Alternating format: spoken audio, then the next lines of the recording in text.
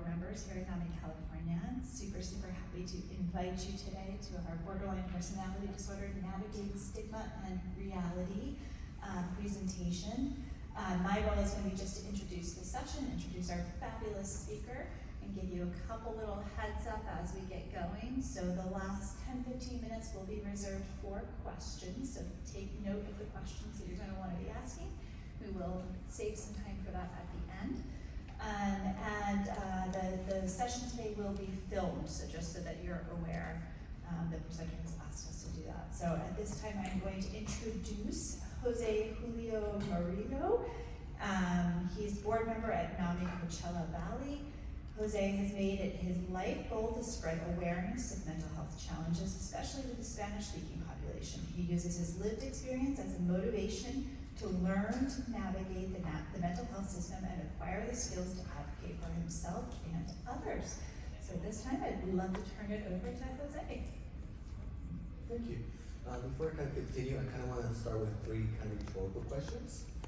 The first one is, imagine if you live with a disorder that made you feel misunderstood or judged because of the intense emotions and behaviors associated with your disorder. What if the stigma surrounding BPD is preventing individuals from seeking the support and treatment they desperately need? And finally, how might our understanding of BPD change if we listen to the real-life experiences of those living with this disorder rather than relying on stereotypes or misconceptions? So, a little bit about myself. Like she mentioned, my name is Jose Julio Murillo. I was born and raised in the Coachella Valley, so all I know is desert heat. Going to this area, it's fresh, but I know I would not be able to last in these winters. For over a year and a half, I've had the privilege of serving as a board member for the local affiliate and being one of the lead peer connections facilitators. In addition, I'm also a state trainer for NAMI California and hoping to do more. I'm the second oldest in a family of 4 siblings, and through my journey, I briefly went to college. Thanks to an art scholarship. Currently, I work full-time in a mental health clinic in an administrative role. However, I do hold my Medi-Cal Certified Peer Support Specialist certification.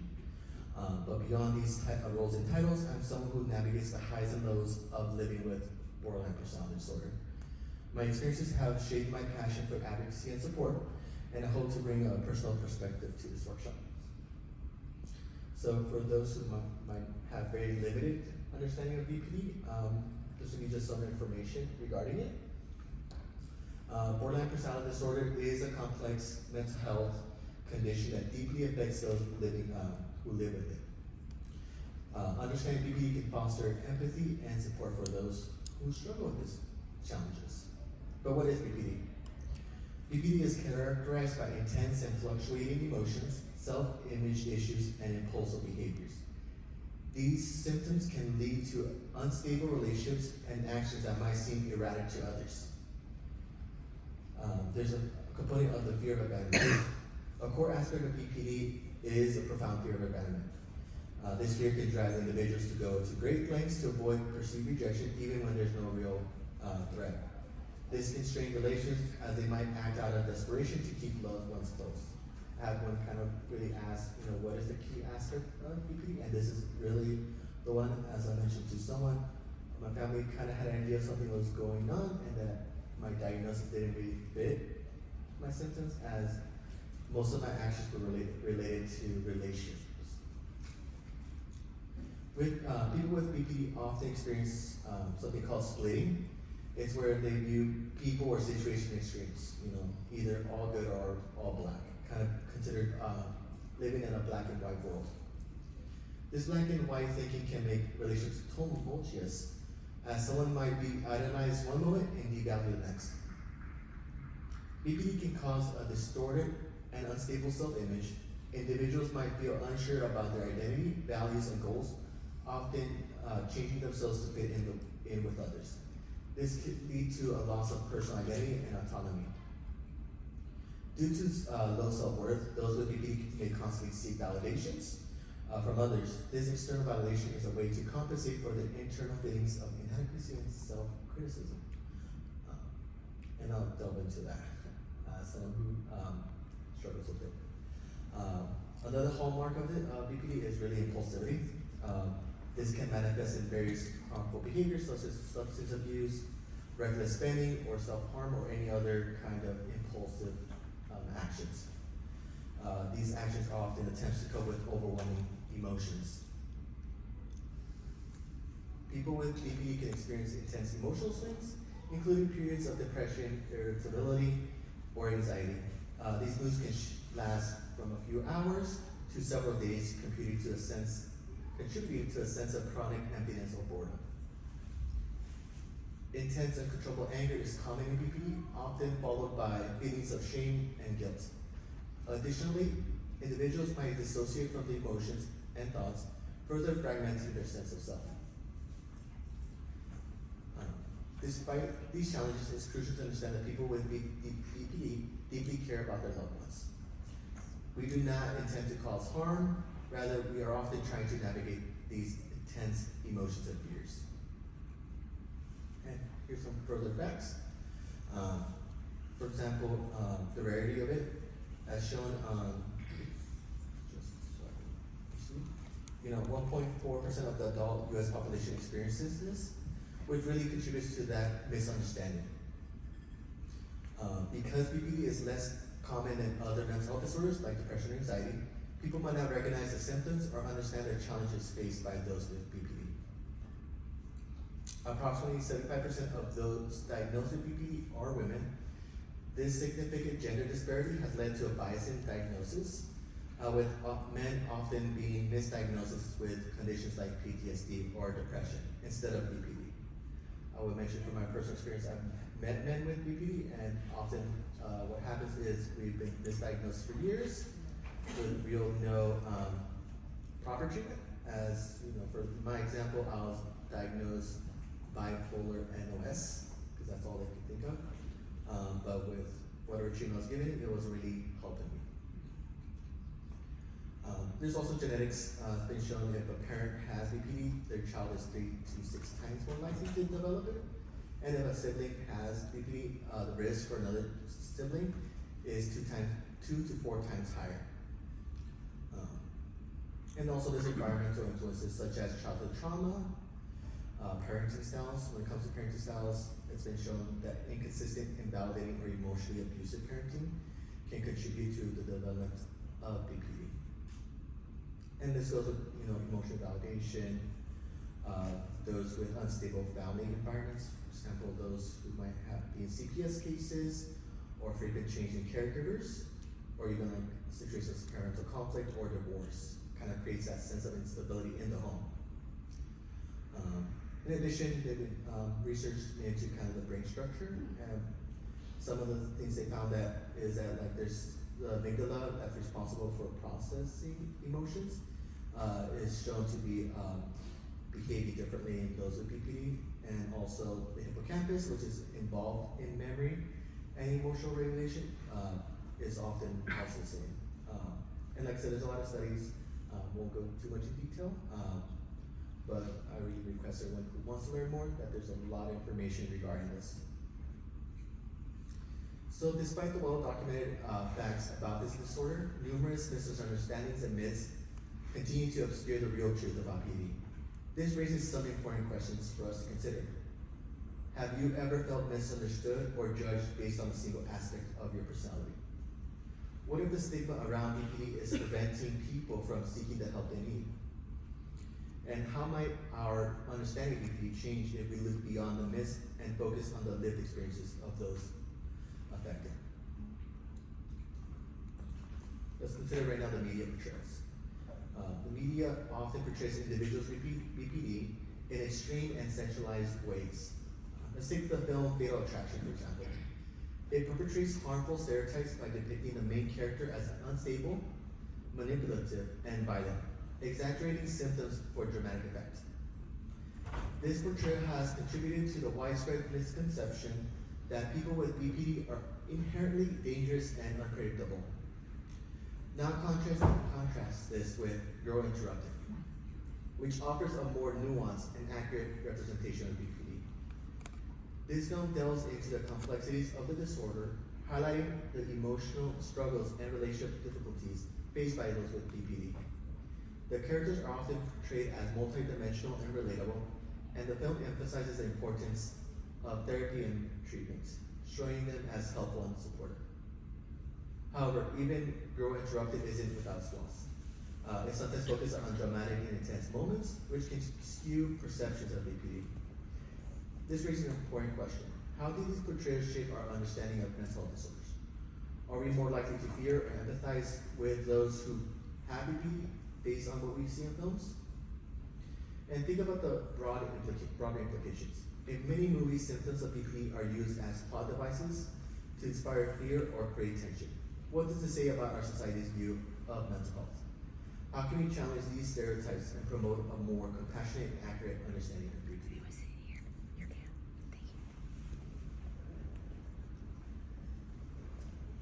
Societal perceptions of BPD are often heavily influenced by media portrayals. Unfortunately, these depictions frequently mislabel individuals with BPD as manipulative, attention-seeking, or difficult, perpetrating harmful stereotypes and contributing to stigma. As we saw, we can consider how media has shaped our views. In many films and TV shows, characters with BPD, as mentioned before, are seen as violent, selfish, and manipulative. These labels not only misrepresent the reality of BPD, but also isolate those who have the disorder, making them feel even more alone and misunderstood. Think about it. Who would want to associate with someone portrayed as manipulative or difficult? I know I would. These stereotypes create barriers to understanding and empathy. They prevent us from seeing the full humanity of individuals with BPD, who are often struggling with intense emotions and relationship difficulties. Now let's challenge these perceptions. How can we move beyond these damaging stereotypes? How can we promote a more compassionate and accurate understanding of BPD?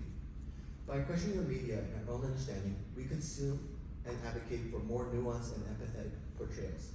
We can start to break down the stigma and support those with BPD. However, media is not the only factor that impacts stigma surrounding borderline personality disorder. Cultural bias also plays a significant role. For instance, men are often misdiagnosed with other disorders despite meeting the criteria for BPD. It wasn't until I requested a reassessment that I finally received an accurate diagnosis. And for me, thankfully, my psychiatrist actually listened to my pleas, because for the longest time, no medication or treatment was really helping. I was being bounced from one medication to the other with really no changes in my behaviors. And thankfully, I met someone who had BPD that kind of made me realize, wait, that sounds more like what I'm doing. But it wasn't for me. If it wasn't for me advocating for myself, I don't think I would have gotten the proper diagnosis. And these gender stereotypes further complicate this issue. Women are typically socialized to be more emotional and nurturing, while men are expected to be rational and stoic. This double standard means women with BPD might be labeled as too emotional or hysterical, whereas men with BPD might be seen as weak or unmanly. Additionally, some cultures still harbor significant stigma towards mental illness, making it difficult for individuals with personality disorders to disclose their struggles. So how do we break free from these stereotypes and foster a more compassionate understanding of BPD? In addition, it's not only just culture and media that plays a role. Even mental health professionals aren't immune to the stigma surrounding borderline personality disorder. For many, BPD is seen as a liability. When someone is at risk of being diagnosed with BPD, they might be referred out to avoid potential issues, they might be referred out to potential issues, as we often use it as high risk. I personally have seen this where people who are having tendencies might be referred out due to liability issues. A lot of therapists, are really scared of losing their licenses, and will try to refer out to make what they consider more specialized, to avoid all the times having to deal with that liability. We're seen as challenging and resistant to treatment, even though we genuinely want to learn how to control our impulses and emotions. This can lead to misdiagnosis, further delaying our progress in therapy. Like I mentioned before, we can look at just my experience. When I was the age of 18, I was diagnosed with bipolar. It was a quick assessment, and that was the one that they kind of gave me. And it was almost 10 years of me having that diagnosis that I finally kind of realized nothing's working. Let me figure out what else it is. And the reason for this is I struggle to manage my emotions and actions in relationships despite learning skills in therapy. Now, thank you, like I mentioned before, thanks to my psychiatrist at the time, now I'm learning to manage my triggers and emotions more effectively. However, the stigma persists. Whenever I see a new psychiatrist and mention my diagnosis, they often say, oh, you have an attachment disorder. They try to stray away from using borderline personality disorder and try to find other ways to avoid saying those words. And it's happened multiple times. Like even colleagues who I work with, who are mental health professionals, kind of say, I don't see you having borderline personality disorder. They kind of see, I guess, the more stigmatized version and not someone who is just struggling. Like I said, this raises an important question. How can you expect society to understand and accept BPD if even mental health professionals struggle with these biases? You want to read this quote? It says, when I finally met with her, the psychiatrist, I told her I thought I had BPD. She immediately dismissed my concern, saying, if you did, you would do X, Y, and Z. With tears in my eyes, I insisted, I do. Yet again, she denied it, explaining that BPD often mirrors depression and anxiety, so she wasn't surprised I thought that way. This quote is taken from Books of Thought, which I really resonate a lot with, because for many of us, speaking with mental health professionals can be crushing when they dismiss our experiences. Imagine the frustration and helplessness of not being believed about something so personal and impactful.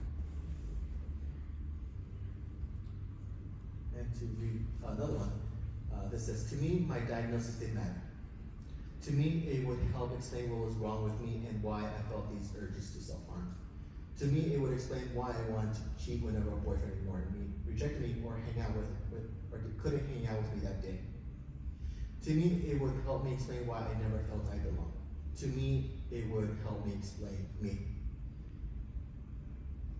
For us, a proper diagnosis can be incredibly freeing. It humanizes our experiences by putting a name to how we feel and act.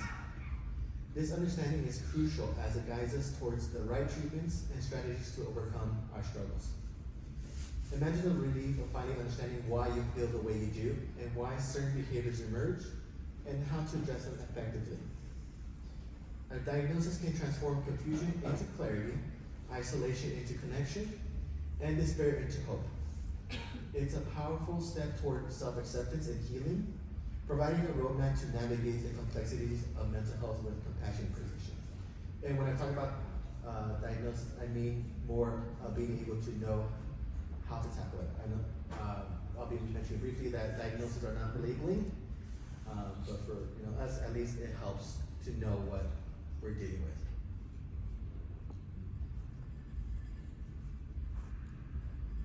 Many people lack accurate information about BPD, which significantly contributes to misconceptions and pervasive stigma. This lack of awareness often stems from media portrayals, as mentioned, and other stigma-forming influences that paint an inaccurate picture of BPD. As mentioned, the role of media plays a role, and these misconceptions can have serious consequences. They may prevent individuals from seeking help due to fear of being judged or misunderstood. Additionally, we can influence how others interact with those who have BPD, often leading to further isolation and discrimination.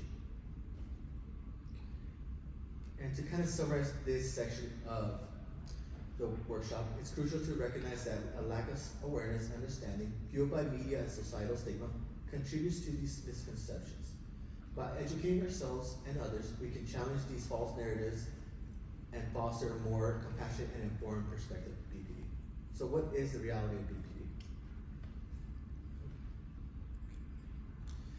Before we go to this section, I do want to highlight that the following slides are based on real life experiences of those living with borderline personality disorder. These insights come from various sources, including personal anecdotes, NAMI's website blog section, and other media like the book I mentioned before. This introduction sets the stage for a deeper understanding of BPD, grounded in the authentic voices of those who live with it every day. So let's look a little bit at reality. First off, BPD is not a choice.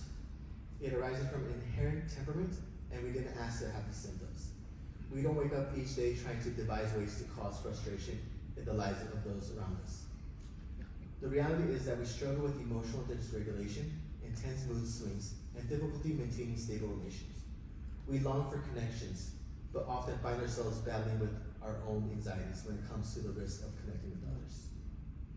This struggle is not about being difficult or seeking attention. It's about managing overwhelming emotions and the fear of abandonment. Understanding this can help foster empathy and support for those living with BPD. But what does recovery look like for someone with BPD? How can we move from merely surviving to truly thriving? And this is where treatment and recovery play a big role. Recovery is not a possibility. It's a reality for many people with borderline personality disorder. And one doctor who's really a big advocate for BPD, his name is Daniel J. Fox. He has an amazing YouTube channel and really focuses on having hope for those with personality disorders. And for a lot of people living with BPD, he is kind of someone that brings a lot of hope as a mental professional. Individuals with BPD do not have to struggle with impulse control for the rest of their lives. And for those who have someone with BPD in their lives, it doesn't mean that you'll always have to walk on eggshells to please them. One thing that has been shown is dialectical behavioral therapy, I use myself, has been proven to be highly effective in helping people with BPD manage our emotions behaviors. Developed by Marsha Linehan, who herself struggled with BPD, she created this type of therapy modality, which combines cognitive behavioral techniques with mindful practices. This therapy focuses on teaching skills in 4 key areas: mindfulness, distress tolerance, emotional regulation, and interpersonal effectiveness.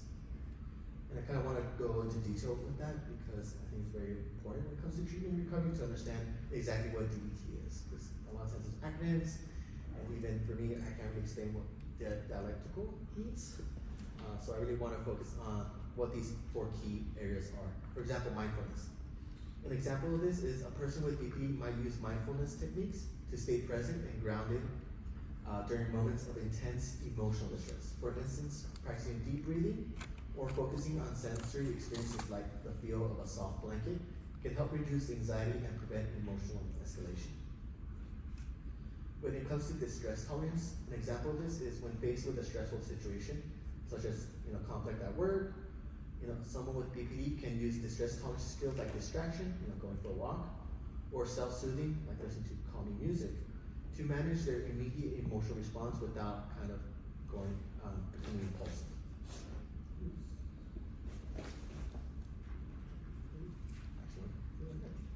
When it comes to emotional regulation, someone like, for example, someone with BPD might learn to identify and label their emotions accurately, which can help them understand and manage their feelings better. For example, recognizing that they are feeling overwhelmed, that rather than just bad, can lead to a more effective coping strategy, such as talking with a friend or therapist. And when it comes to interpersonal effectiveness, BPT kind of teaches skills for maintaining healthy relationships, such as being assertive in a healthy way and setting boundaries. An individual with BPD might use these skills to communicate their needs clearly and respectfully in a relationship, reducing misunderstandings and conflict. For instance, we might practice saying, I feel hurt when you cancel our plans last minute. Can we find a way to communicate better about our schedules? And like I said, by learning and practicing these skills, those who would have BPD, such as myself, can gain better control over our emotions, reduce self-destructive behaviors, and improve our relationship with others. This journey towards recovery is about building a life worth living, where emotional stability and fulfilling connections are achievable goals. Understanding that recovery is possible can bring hope and encouragement to both those with BPD and their loved ones. With the right support and treatment, a brighter and more stable future is within reach. People with BPD often feel shame due to the stigma associated with the diagnosis. This fear of judgment prevents many from seeking help or openly discussing their struggles. Imagine feeling like you have to hide a significant part of who you are because you're afraid of being labeled or misunderstood. This fear can be paralyzing, leading individuals to avoid seeking the help they desperately need. As a result, many suffer in silence, hiding their pain and avoiding the support they need. This can lead to a vicious cycle where the lack of support exacerbates their symptoms, making it even harder to reach out for help. And misconceptions and negative attitudes toward BPD contribute to the silence. The shame often associated with the disorder can be overwhelming, leading to individuals to consider their struggles rather than risk being judged. For example, someone with BPD might avoid telling their friends about their diagnosis because they fear being seen as unstable or manipulative. This isolation often only deepens the suffering as they miss out on moments where people can understand them better. And this is where I really want to kind of focus on one thing my coworker once said. He's a psychiatric nurse practitioner, and he once said, "A diagnosis is made for building, not labeling." This perspective can be incredibly freeing. It reminds us that a diagnosis is a tool for getting the right treatment, not a label that defines who we are. Embracing this mindset can help reduce the fear and stigma associated with disclosing a diagnosis. Encouraging more open conversations and support. When people understand that a diagnosis is simply a way to identify and treat a condition, it can help demystify this disorder and reduce the fear of stigma of judgment. This shift in perspective can empower individuals with BPD to seek the help they need without feeling defined by their diagnosis. And to kind of shift on this, there's been a change in the way that prognosis is seen. Before the 1980s, support and treatment options were scarce for those with BPD. People with this disorder often faced a lack of understanding and were frequently misdiagnosed and dismissed. I remember a story about a woman named Sarah who struggled with intense emotions and unstable relationships for years. She was often told she was just too sensitive and overreacting, which only added to her frustration and isolation. However, thanks to kind of Marshall Linehan and the development of DBT, recovery has become a tangible reality. As kind of mentioned before, DBT has shown that with the right tools and support, individuals with BPD can live fulfilling lives.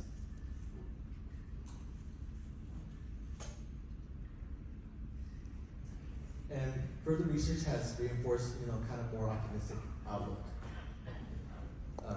Like I mentioned before, Dr. Daniel J. Fox really has been kind of really pushing for this to kind of show that, just having something that, for example, personality disorder, doesn't mean that it's always going to be a person needing therapy for the rest of their life, which really humanizes those who are living with BPD. And improved education and training for healthcare professionals have also played a crucial role in changing attitudes toward BPD, promoting supportive and non-judgmental care. Healthcare providers are now better equipped to recognize and treat BPD thanks to comprehensive training programs that emphasize empathy and understanding. This has led to more accurate diagnosis and more effective compassionate care. Imagine if everyone, like Sarah, received the care and compassion when they needed it the most, the beginning of her treatments. And kind of another emphasis is, really person-first language. That's kind of a vital thing in recovery language a little bit. So for those who might not be that aware of it, I think a lot of us are, just in case somebody is still not. When it comes to person-first language, key thing is we no longer say they're just borderline. We say they struggle with BPD. And one thing I really want to emphasize is, in addition to movies and art and film, I love language. It's one reason why I study different languages. And for me, language is incredibly important, especially when talking about mental health, because it shapes how people are perceived and how they're treated. Using person-first language helps to reduce the stigma and promote a more respectful and supportive environment. As we know, with everything in mental health, there's always further advancements, which, we don't know how treatment for every person, not just with GPD, but with every disorder, how they'll be within a few years. There might be new techniques that further bring more recovery and a better prognosis. So, kind of now having seen some of the reality of this, imagine a world where the words we choose can transform lives. For individuals with borderline personality disorder, the language we use can either reinforce stigma or foster understanding and compassion.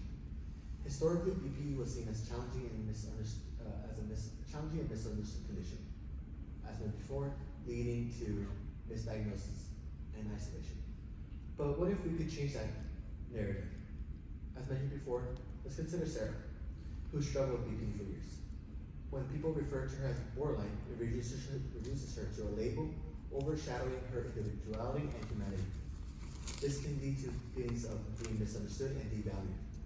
However, when we say Sarah has BPD, we acknowledge her as a person first, emphasizing that she is more than her diagnosis.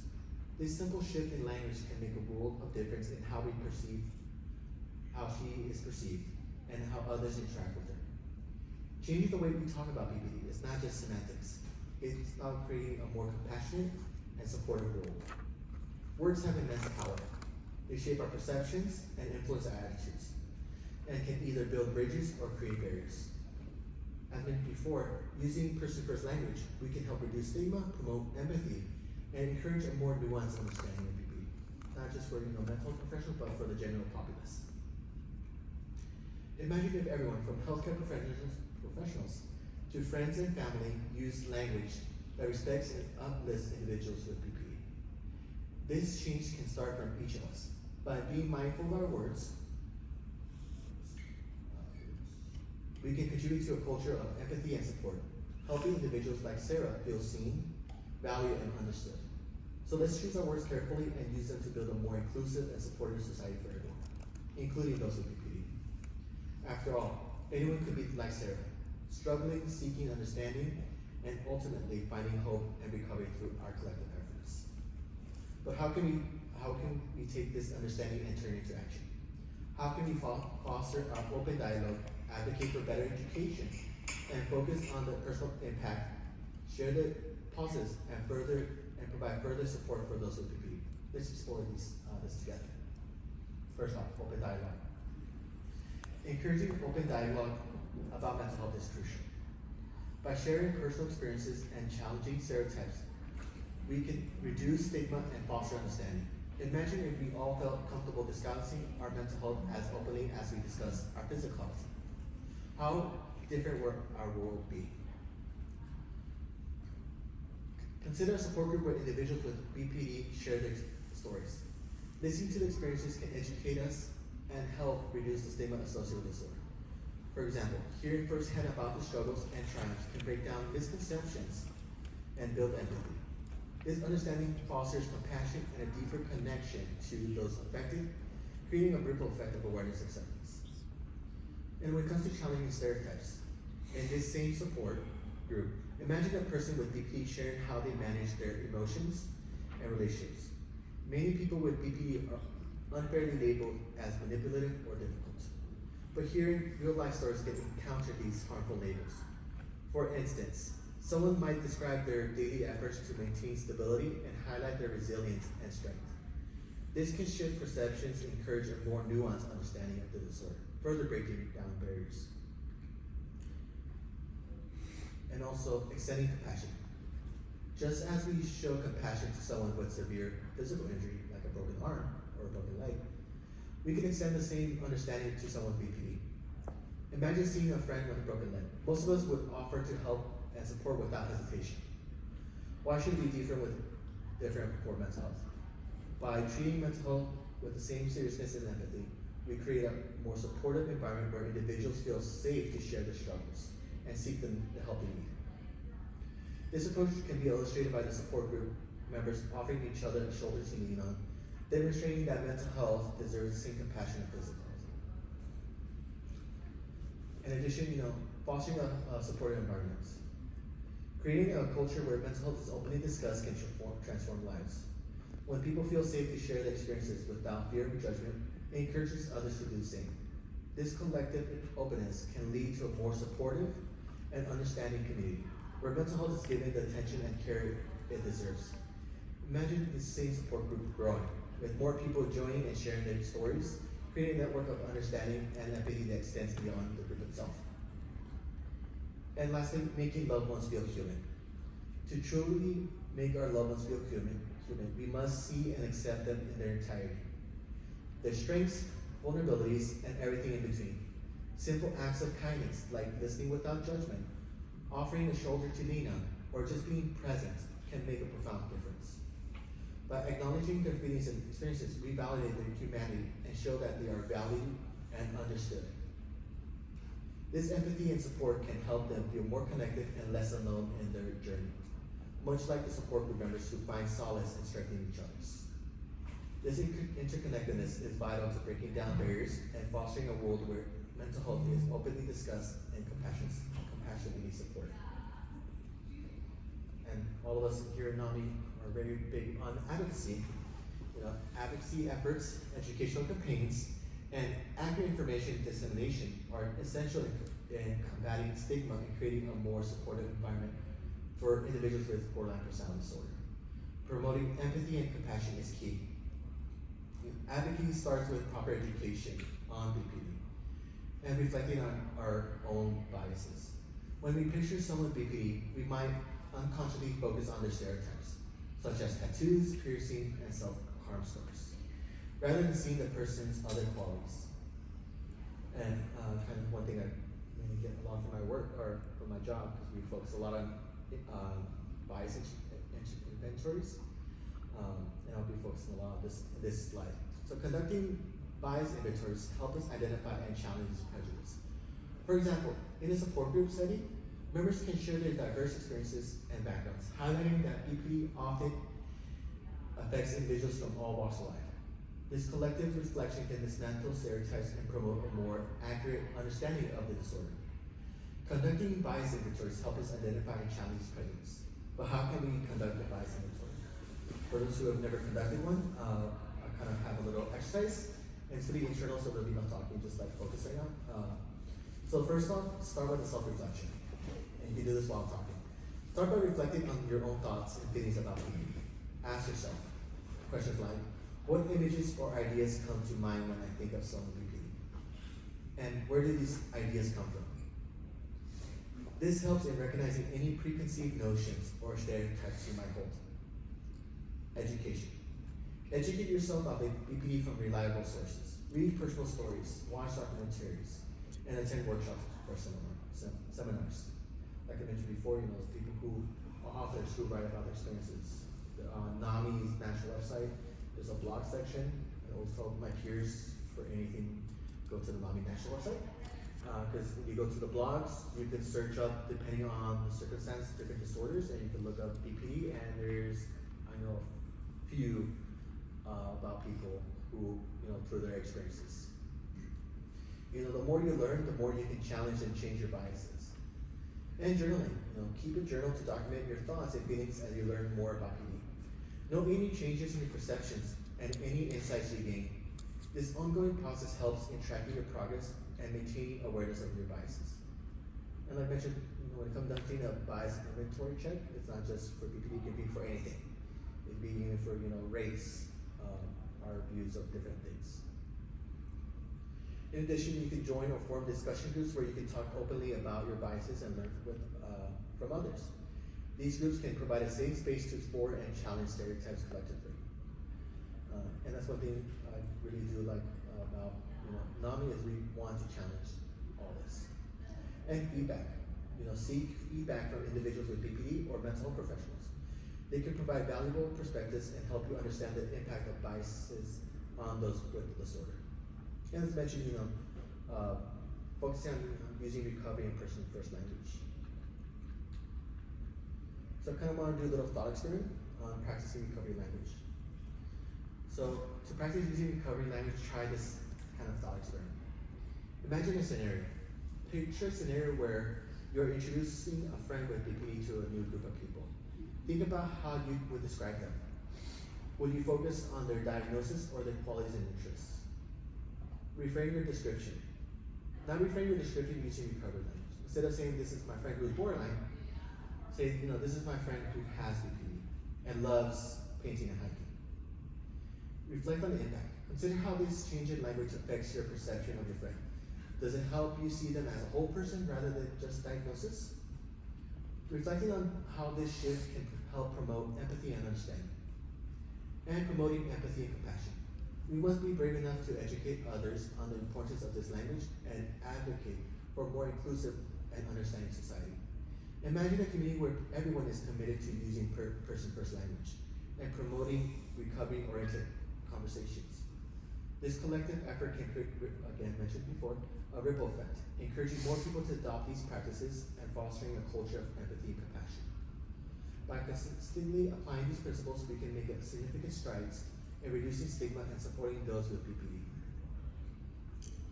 These advocacy efforts, educational campaigns, and the use of inclusive language all tie back to the broader goal of breaking down barriers and fostering a supportive environment. Just as the support group members share their stories to educate and challenge stereotypes, we can extend these practices to our everyday interactions. By promoting empathy and compassion, we create a world where mental health is openly discussed and individuals with BPD can feel seen, heard, and valued. This interconnected approach is vital to building a more inclusive, understanding society.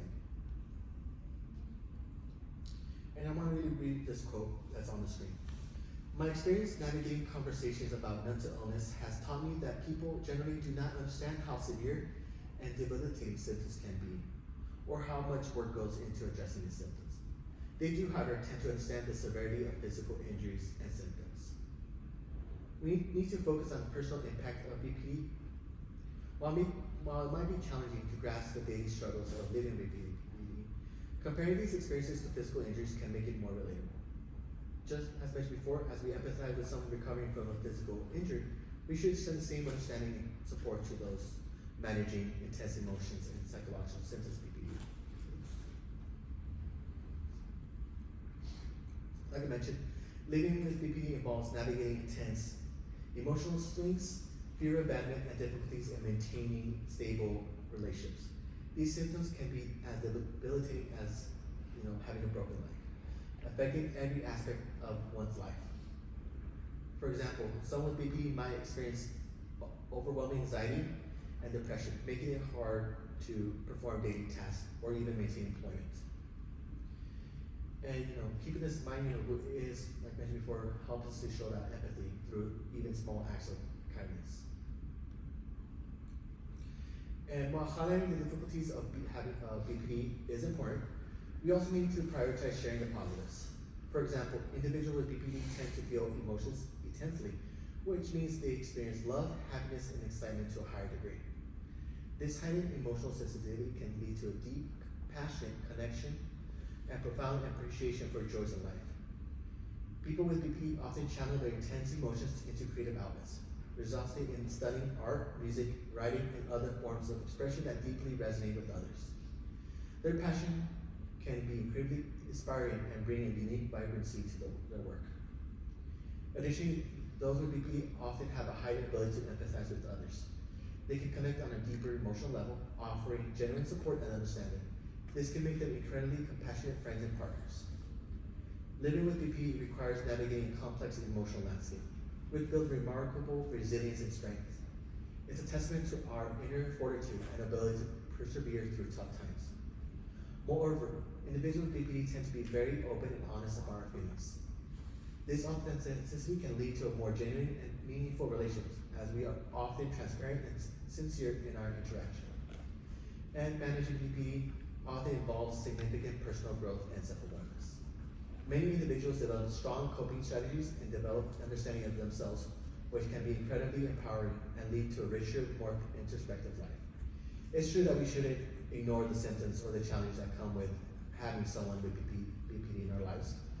Acknowledging these difficulties is crucial for understanding and support. However, we must also recognize and celebrate the positives. The intense emotions that can make life challenging also brings a unique vibrancy and depth into our experiences and relationships. By focusing on these positive aspects, we can foster a more balanced and compassionate view of PPD, one that often acknowledges both the struggles and the strengths. This approach not only helps reduce stigma, but also encourages a more supportive and empathetic environment for everyone. Celebrating the strengths and unique qualities of individuals with PPD can lead to a more inclusive understanding of society. And lastly, supporting someone with PPD can be both challenging and rewarding. It's a journey that requires patience and a willingness to understand the complexity of the disorder. By taking thoughtful and informed steps, we can make a significant difference in the lives of those affected. Here's some practical ways to offer support. Encourage and understand treatment. Being a rock for someone with PPD means encouraging them to seek the help they need and understanding the treatment options available.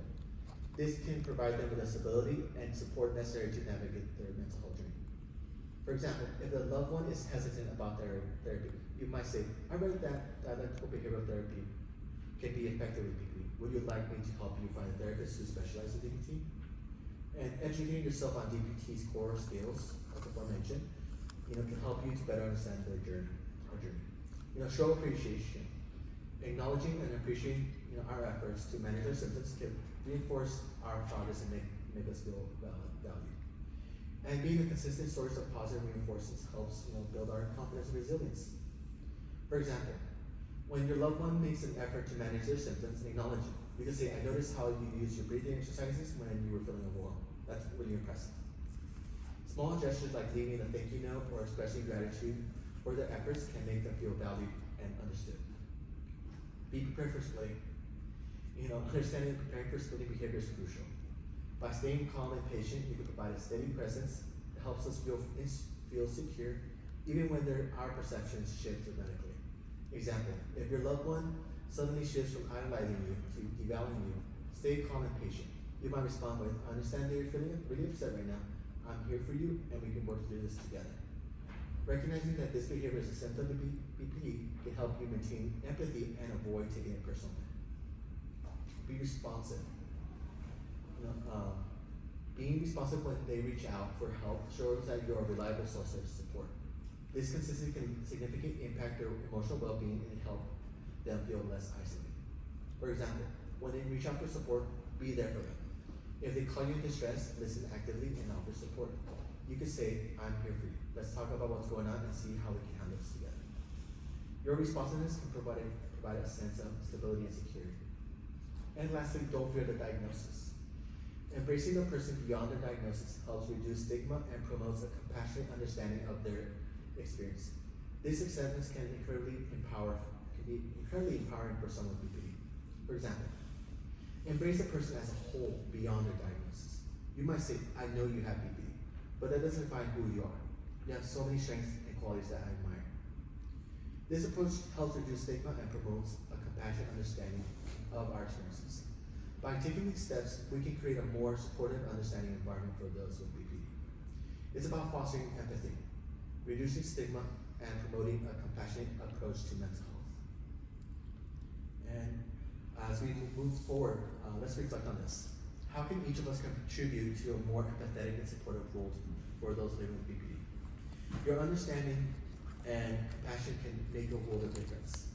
Let's continue to educate ourselves, challenging stereotypes, and support those around us with empathy and kindness. Any questions?